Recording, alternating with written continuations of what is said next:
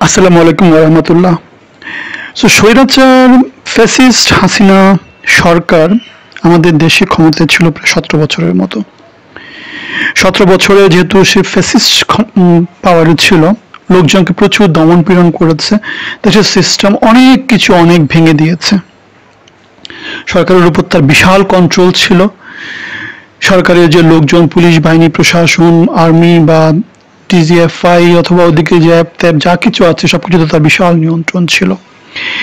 পাড়া মহল্লায়, গ্রামে গঞ্জে, ওয়ার্ডে ওয়ার্ডে তার দলের লোকজন ছিল এবং এখনো আছে। আমাদের এই যে অন্তর্বর্তী সরকার ক্ষমতা আসলো, তারপরে ওই লোকগুলো কোথায় গেল? তারা কি এলাকা ছেড়ে পালিয়ে গিয়েছে? দেশ ছেড়ে দেশের বাইরে গিয়েছে? তারা যেহেতু 17 বছর সুবিধাভোগী ছিল, তো সুবিধাভোগী থাকাতে কি হয়েছে? 17 বছর ধরে তারা সম্পদ অ্যাকিউমুলেট করতে পেরেছে। 17 বছর ধরে তারা বাংলাদেশকে শোষণ করতে পেরেছে।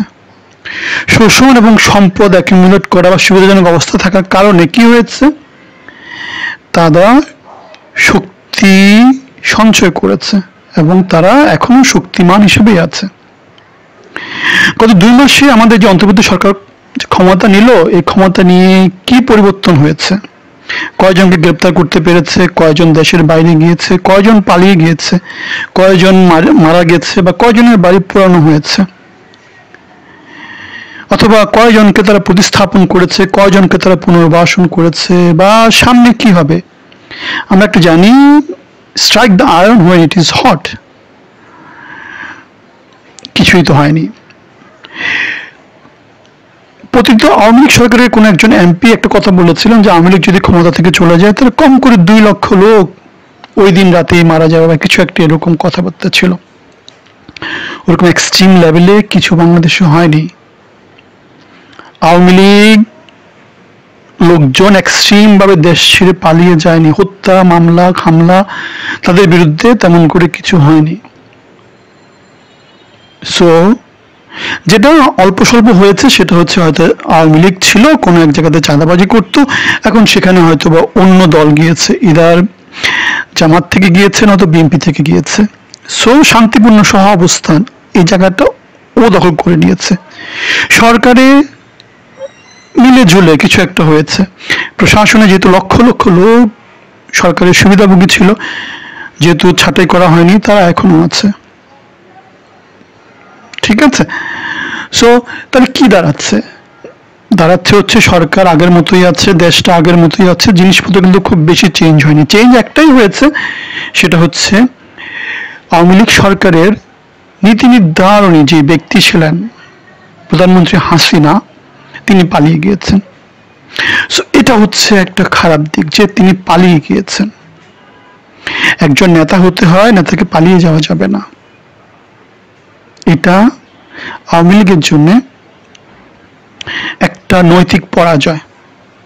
কিন্তু এখানে অন্য দিকটাও দেখি। অন্য দিকটা কি? অন্য দিকটা হচ্ছে এই রকমের, এখন হাসিনা সরকার ওই পরিস্থিতিতে পালিয়ে গেছে, হয়তো অন্য অনেকে হয়তো পালিয়ে যেতেন। ঠিক আছে।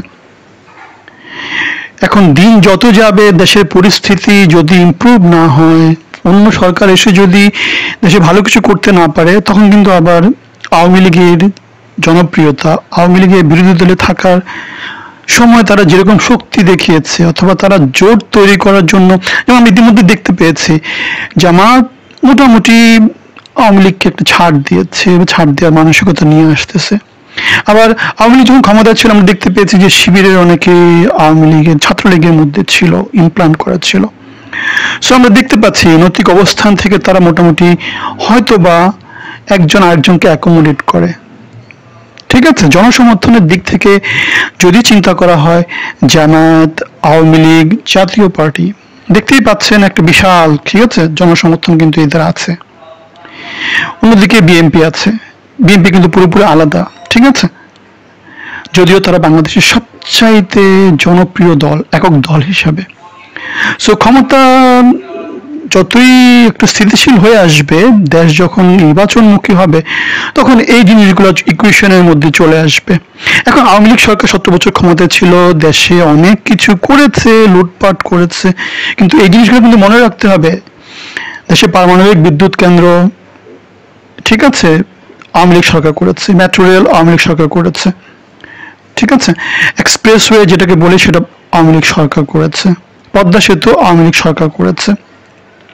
সো বড় বড় অবকাঠামো কিছু কিছু কিন্তু আওয়ামী লীগ সরকার করেছে। ডিজিটালাইজেশন অনেক কিছু হয়েছে, লুটপাটও হয়েছে, কিন্তু দেখতে হবে যে ভিজিবল কি, কোন জিনিসগুলো দেখা যাচ্ছে। এখন আগামী সরকার যারাই আসবে তারা যদি এরকম ভিজিবল অনেক কিছু দেশের জন্য করতে না পারে, কর্মসংস্থান যদি করতে না পারে, দেশে যদি এখন যে 2 মাস যে কেওস লেগে আছে, আগে তো আওয়ামী লীগ সরকার কঠোর হাতে সেটা দমন করতে পারতো, সরকার একটা কন্ট্রোল ছিল, লোকজন কিন্তু বিরক্ত হয়ে যাবে, ঠিক আছে, কেন 1 দিন 2 দিন মানে সহ্য করতেছে, ঠিক আছে, কেননা তারাই চেয়েছে, ইউনিয়ন সরকার তারাই নিয়ে এসেছে। এখন ইউনিয়ন সরকারের প্রথম যে জনপ্রিয়তা ছিল শতভাগ, কোন দিন একটা পেপারে দেখলাম যে জনপ্রিয়তা পেপারে মানে প্রথম আলোই সেটা রিপোর্ট করেছে, হয়তো একটু এদিক ওদিক হতে পারে, কিন্তু বেশ বড় একটা অংশ কিন্তু এই সরকারের উপর মোটামুটি আস্থাশীল এখনো না, আস্থা হারিয়ে ফেলেছে। কেন হারিয়ে ফেলেছে? কারণ দ্রব্যমূল্য, আইন শৃঙ্খলা পরিস্থিতি, চাঁদাবাজি, এই যে রাস্তায় রাস্তায় যে আন্দোলন, সচিবালয়ে ঘেরাও, বয়স্ক লোকগুলাকে নিয়ে পুনর্বাসন করা হচ্ছে, মন্ত্রী পরিষদে কোনো রকমের ভালো কোনো বয়স নাই, কোনো জোরদার কোনো কিছু লোকজনের সাথে এঙ্গেজ হওয়া নাই, সফর নাই, সাংগঠনিক কোনো কিছু নাই, কোন জায়গায় তেমন করে গঠনমূলক কিছু করতে পারেনি, ঠিক আছে, আর্মি হয়তো ম্যাজিস্ট্রেসি পাওয়ার দেওয়া হয়েছে, তারপরে যে চেঞ্জ হয়েছে এমন কিছু বলা যাবে না। সো আমি যেটা বলতে চাচ্ছি সেটা হচ্ছে আওয়ামী লীগ সরকারের লোকজন দেশেই আছে, সরকারের মধ্যেই আছে, শান্তিপূর্ণ সহাবস্থানের মধ্য দিয়ে আছে, তারা 17 বছর প্রচুর সম্পদ অ্যাকুমুলেট করেছে, তারা খারাপ কাজ করেছে, ফ্যাসিজম ছিল কিন্তু কন্ট্রোল ছিল, অনেক বড় বড় কিছু প্রজেক্ট করেছে, সেগুলো সুফল দেশের লোকজন পাচ্ছে এবং সামনে পাবে।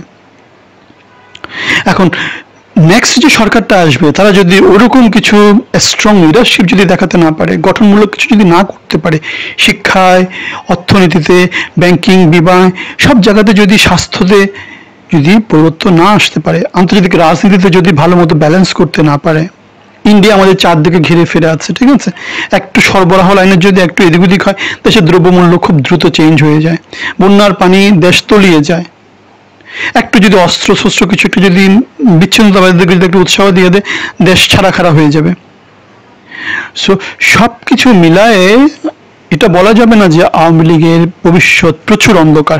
আওয়ামী লীগ হয়তো দল হিসাবে আসতে, নৌকা প্রতীক নিয়ে নির্বাচন করতে হয়তো একটু সময় নেবে, রাষ্ট্রীয়গতভাবে, সরকারের গঠনগতভাবে কি পলিসি নিচ্ছে, যেমন অনেক জায়গায় শোনা যাচ্ছে আওয়ামী লীগকে 10 বছরের জন্য নিষিদ্ধ করা হবে, তখন নিষিদ্ধ করলো রাষ্ট্রীয়ভাবে, কিন্তু সেই নিষিদ্ধটা আওয়ামী লীগের লোকজন তো আর চলে যাবে না, অন্য দলে চলে যাবে না, তারা আওয়ামী লীগে করবে, তারা অন্য দলের সাথে লিয়াজও মেনটেন করবে।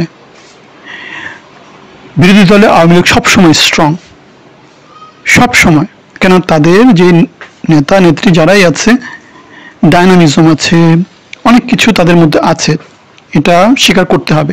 তারা ব্রিটিশ থেকে শুরু করে, পাকিস্তান থেকে শুরু করে অনেক বছরের একটা লম্বা ইতিহাস আছে তাদের আন্দোলনের। সুতরাং আওয়ামী লীগকে একেবারে ফেলে দেওয়ার মতো কিছু নাই। আওয়ামী লীগের রাজনৈতিক ভবিষ্যৎ এই মুহূর্তে অন্ধকার, 10 বছরের জন্য তাদেরকে হয়তো বা নিষিদ্ধ করে দেওয়া হতে পারে। এখন একটা কথা বলি, জার্মানিতে নাৎসি বাহিনী তারা কিন্তু আবার ভেগ করেছে, কারণ হচ্ছে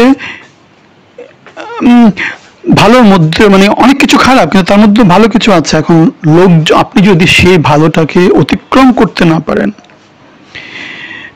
আর সময় যেতে যেতে মানুষের মূল্যবোধেরও চেঞ্জ হয়।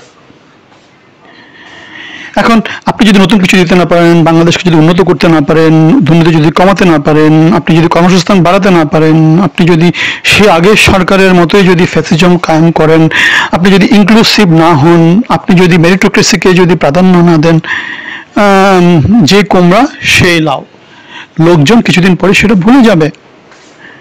লোকজন আবার সেই বলা বলি শুরু করবে যে কি একটা স্লোগান ছিল না, নৌকা নৌকা কি জিনিস স্লোগানটা ছিল, ওই স্লোগানটা আবার দেওয়া শুরু করবে, জিতবে আবার নৌকা, জিতবে আবার নৌকা, ঠিক আছে। সো এটা হচ্ছে টোটাল জনসমর্থন। আপনি ঠিক আছে, এখানে 10 জন পছন্দ করেন, এখানে 20 জন পছন্দ করেন, টোটাল বাংলাদেশের কি অবস্থা, একদম 18 বছর বয়স থেকে 80 বছর বয়স পর্যন্ত জনগণের কি অবস্থা, তারা কাকে কিভাবে নিচ্ছে, কালেকটিভ যেই কনসেনসাস সেটা কি, অথবা আপনি তাদেরকে কিভাবে দমন পীড়ন করছেন এই মুহূর্তে? আপনি কি ন্যায় বিচার প্রতিষ্ঠা করতে পারছেন? আপনি কি ন্যায় বিচার করেছেন? সো সবকিছু বিবেচনা নিয়ে যেটা দেখা যায় সেটা হচ্ছে গিয়ে আমাদের অন্তর্বর্তী সরকার বলছে বিপ্লব, বলছে ফ্যাসিজমের পতন, কিন্তু তেমন করে কার্যকরী কিছু কিন্তু নেয়নি। কাউকে তেমন করে মামলা টামলা হামলা গামলা এটা ওটা খুব বেশি কিছু করেনি। দেশ থেকে গণহারে যে হিজরত ওটা কিন্তু করা হয়নি। সো খুব বেশি অন্ধকার, গুটগুটটা অন্ধকার সেটা বলা যাবে না, একটু অন্ধকার আছে, কিন্তু অন্ধকার ফুটে আলো আসতে খুব বেশি দেরি হবে না। সাধু সাবধান। ধন্যবাদ।